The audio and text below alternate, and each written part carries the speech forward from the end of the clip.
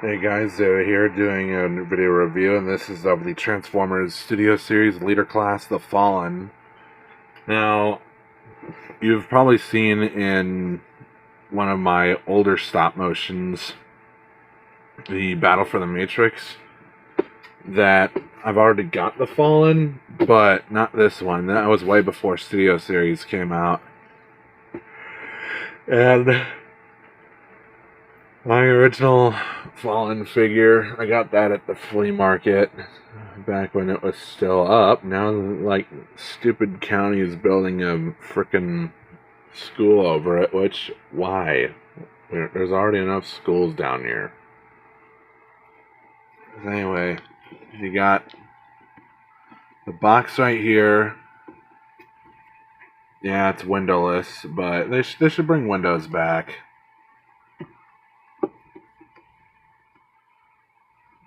See, it's from Revenge of the Fallen. You have a nice render there. You can definitely see the Decepticon logo in his face. He's numbered 91. You got the Revenge of the Fallen logo there. Another render of the Fallen here. Authentic Transformer. You have another render of the Fallen. He's a leader class. In the back, you have this showing off all the features of the figure. Yeah, Prime versus Prime. Yeah, showing off his face, like you can rip off his face and everything, and he's got his staff. That's basically it for the box, and the backdrop is the final Egypt battle. You can even see the pyramids in the background there.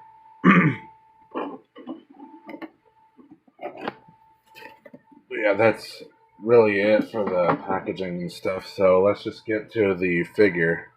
Here's the Fallen in his, I don't know what to call it, spaceship mode, whatever.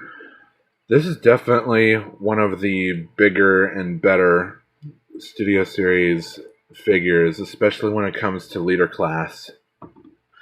And like, the Fallen really should have been a leader class to begin with.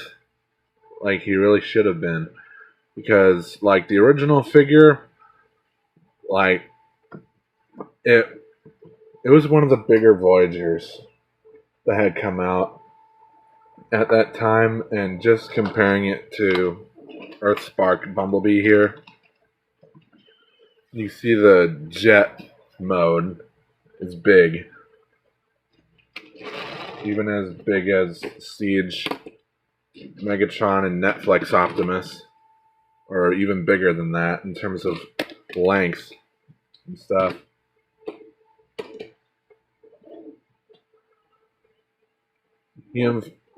The original Fallen figure was more in a green plastic, whereas this one is in a movie accurate black. And weapon storage in this mode, you just take the pegs that are on this. There's 2 peg holes right here, and pegs right there, and that makes a staff right here. You just clip this in, and it does snap in half, just like in the movie. It's got some nice detail on it too, very movie accurate.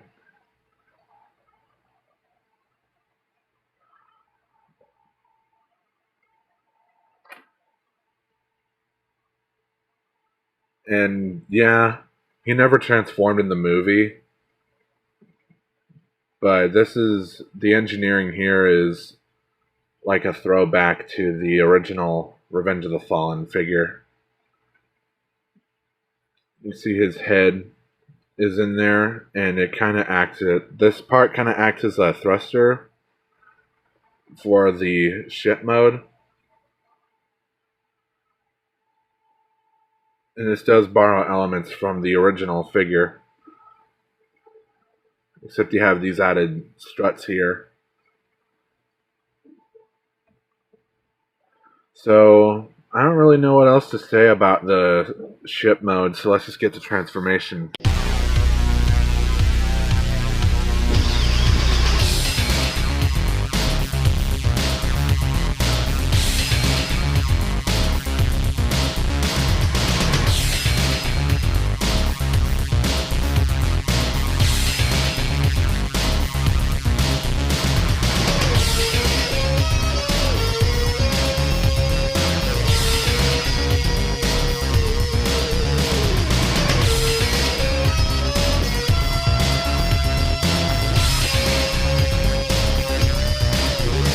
Here's the Fallen in robot mode, and this robot mode is definitely more movie accurate.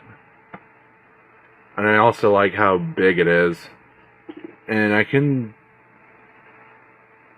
it's almost like I could definitely see, yeah, I could see it there.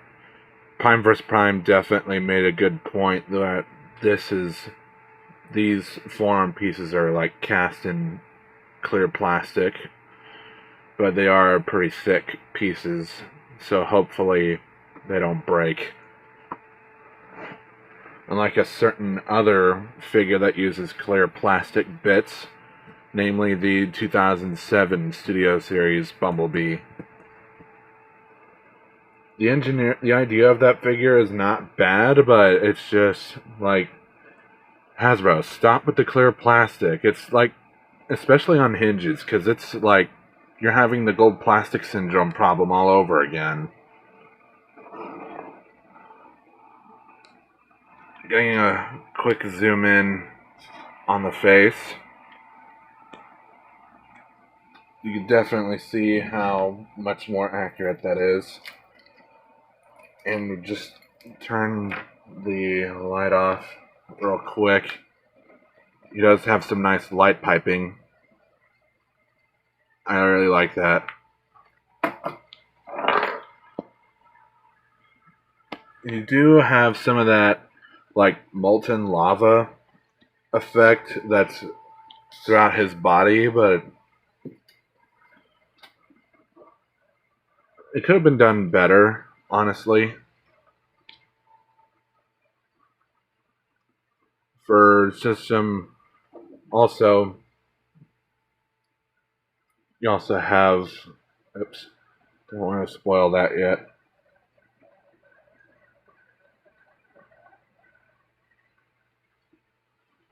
You do also have this thing on the back. While that is movie accurate, it does limit arm posability.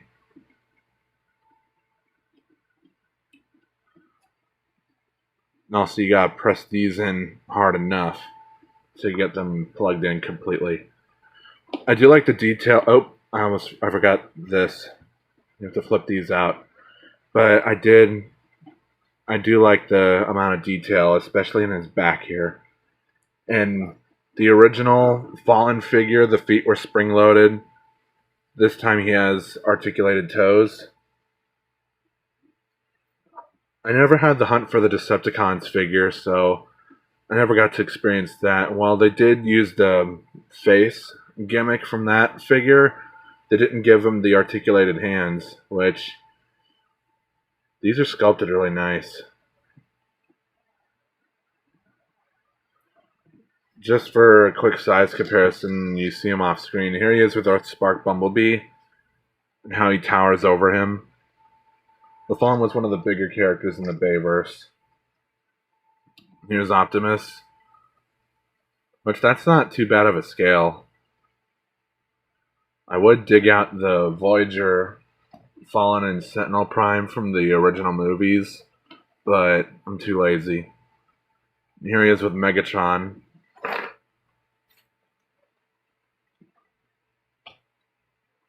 For the staff, though, this thing is massive. And the way you get him to hold it, you take his hand right here, place this. Yep. Shit. Hang on. You have to do this. And that's how you get him to hold it.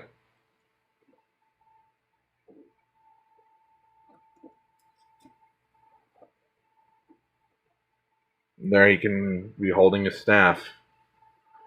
If you want him to double hand it, he can.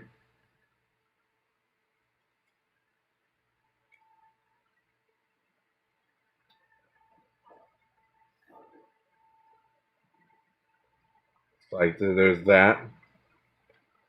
And it can snap in half just like in the movie. I already showed you that. Also, it kind of, I don't know if this was intentional or not, but it almost looks like this hand is warped. Or maybe it was intentional, I'm not sure. The Fallen can also hold this, the spear like this.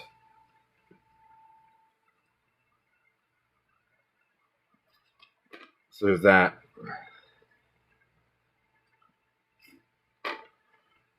Articulation wise, the head is on a ball joint. Oh, and also I should go ahead and take off his face. He already had his mouth open. He's like, bro, why'd you take off my face? But yeah, you can see very nice sculpted detail there. They even got the detail in his mouth as he screams into the camera. I think that's neat. This is one of the best features of the figure.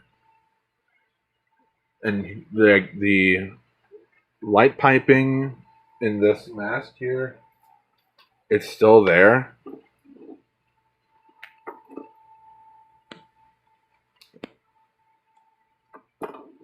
It's back. The light piping in the mask is still there, and you do get the light piping throughout. Like his head is made of a clear plastic, it looks like, because you can see the light shining through his head. But yeah, he does have light piping there. And just clip it on like that. Although it may be just on mine, but it's almost like it's not the best fit. At least that's how it feels. Articulation wise, the head, shit. The head is on a ball joint. You can look left to right. You can not really look up too much unless you want to rip his face off. But his neck is on a hinge.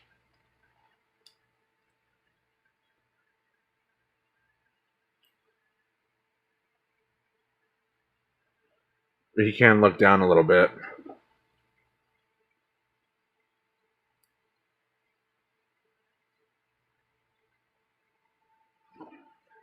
And he can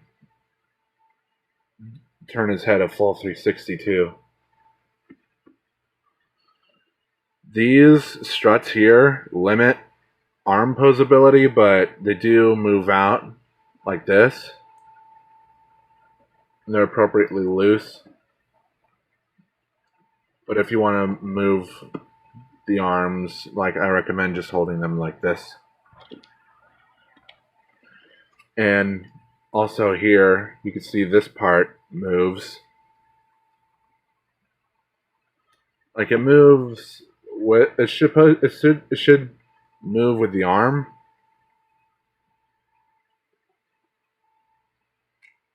But move something too far and you'll pop those joints off.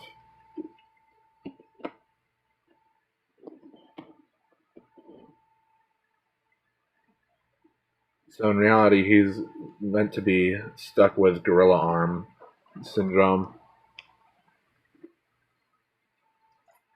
On this arm, it should be looser. But yeah, this is supposed to move. Let me go ahead and just pop this out, just so you can get the full range of articulation in his arm. But the arms can do a full 360 if they're not connected by the struts. They can move out that far. You have another hinge joint that lets this move out this far. You get a bicep swivel right here. You get a double bend at the elbow. So he's like, oh, Megatron, I can't believe you died. Now I have to send a bunch of idiots to go resurrect you. You have a wrist swivel here, and his hand can move in and out.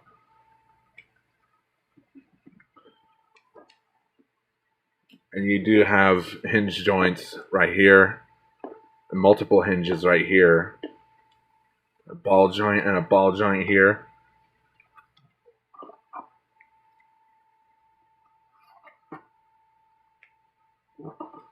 Just plug that back in.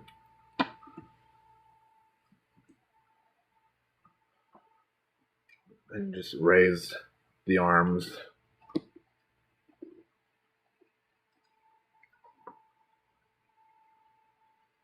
So the legs can do, they could do a full 360, but they don't do a full 360 because stuff gets in the way. But he can kick forward this far and back this far. You can move out this far. You get a thigh swivel here. You get a knee swivel. You get a bend at the knee. You get a ankle swivel, I guess. And you get the toe articulation here. And you do get a pivot. So yeah, you can get a lot of articulation out of this guy. So that's it for this review. I hope you enjoyed it. Like, comment, subscribe, hit the notification bell. You can join my Discord. The link is in the description below. You can also follow me on my socials. Those links are in the description below as well. And I do have a couple more figures coming in the mail. The Capture Cape Batman from Mission Masters for the Batman Beyond line, which is another childhood figure that I used to have, but I picked that up. That should be coming by. And Saturday should be when I should be getting the Nova Prime figure in the mail. Yeah, I got the Amazon exclusive Nova Prime. And if things go well and if I'm not a victim of a figure swap, then you'll see that review. Because I've heard horror stories about how Amazon swaps figures too. So, that's it. I hope you enjoyed it. And this has been Zeta. Have a good rest of the day.